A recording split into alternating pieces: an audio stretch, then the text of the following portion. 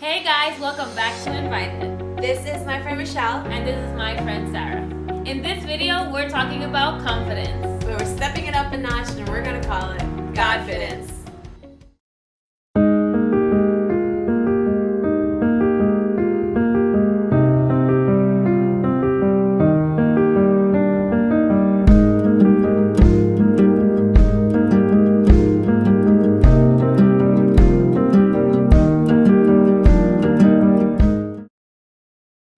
At the root of it all, confidence, or shall we say, Godfidence, is found in our identity in Christ. In Genesis 1:27, it talks about how God created us in His image. He made us male and female like Him.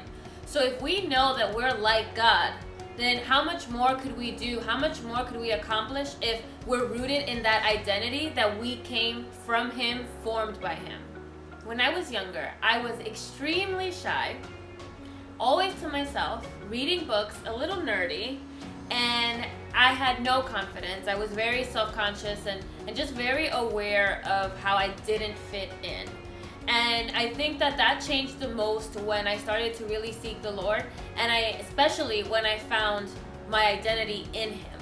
And when I found that I was created in His image, when I learned that He formed me, that He counted the hairs on my head before I was ever even born, that He loved me so much that He gave His Son and risked His Son's life in order for us to have salvation. I started to see how much I was actually worth and started to see my value, and that changed everything.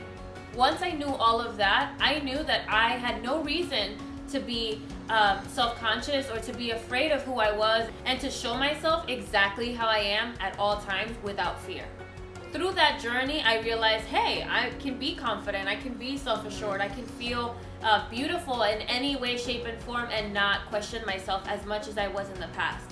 It's still a consistent thing that I have to work on, but I just saw a really dramatic increase when I recognized all of those things. However, the difference between confidence and Godfidence is that when I was confident, I felt like I had everything I needed within myself, and I was already exactly what I needed to be.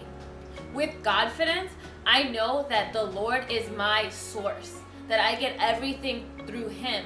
And though I may be afraid, and though I may question myself, I am constantly made perfectly strong because of my weaknesses and my relationship with Him. I also think a lot of reasons why we lack confidence is because we're just afraid and not sure of the steps that we're taking. But if we know that the Lord is constantly with us and that He is catching our feet so that we don't trip and fall, then do we really need to be afraid? One of the biggest mistakes that I have made in the past was speaking death over my life. I didn't understand that concept that you can literally proclaim your life. I didn't get that concept that you can declare death or you can declare life over yourself. One of the most important things that you can do for yourself is to speak life.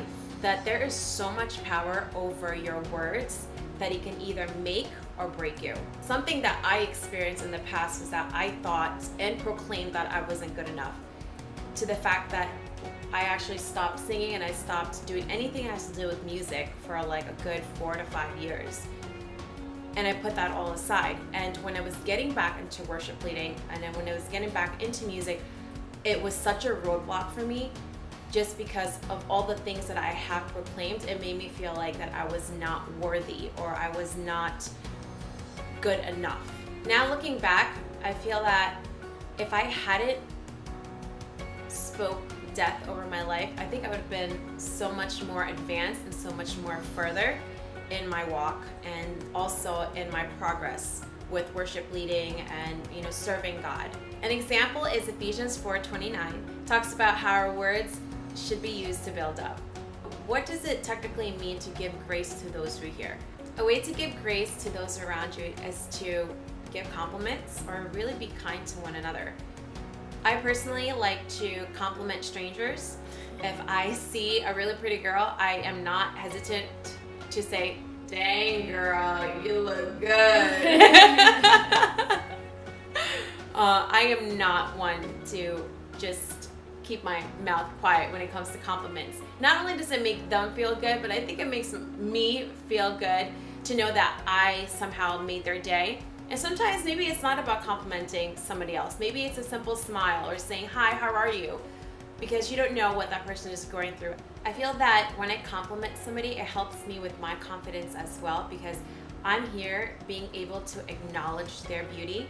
And when I acknowledge someone else's beauty, and when I mean beauty, I'm not talking about just appearance. I'm talking about maybe they're just who they are as a person.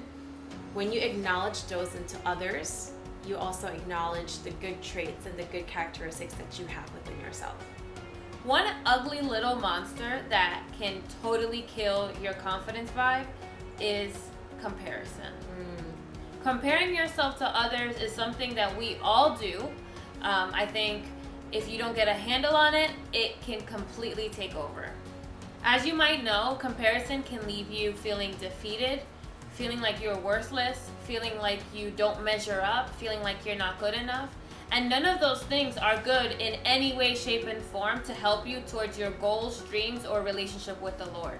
Comparing yourself to somebody else can really hinder you from excelling in whatever field it is that you're working in or goals that you're working towards, because it makes you feel like that person is so far ahead, that person is so good at this, that person is this or that it will completely just stall any progress that you could be making in that time.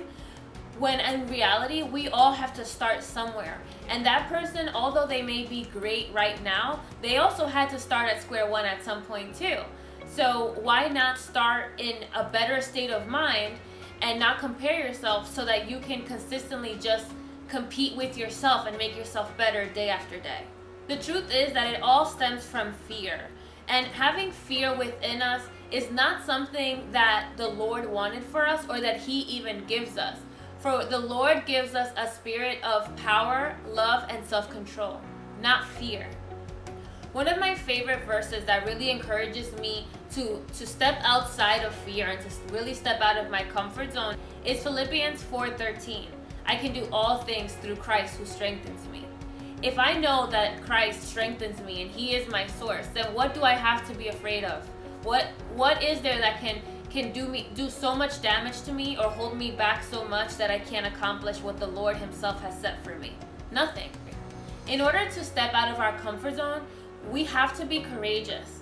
But the beauty of it all is that we don't have to rely on courage within ourselves that sometimes is so small we can't even find it, but really stepping into that courage that the Lord gives us.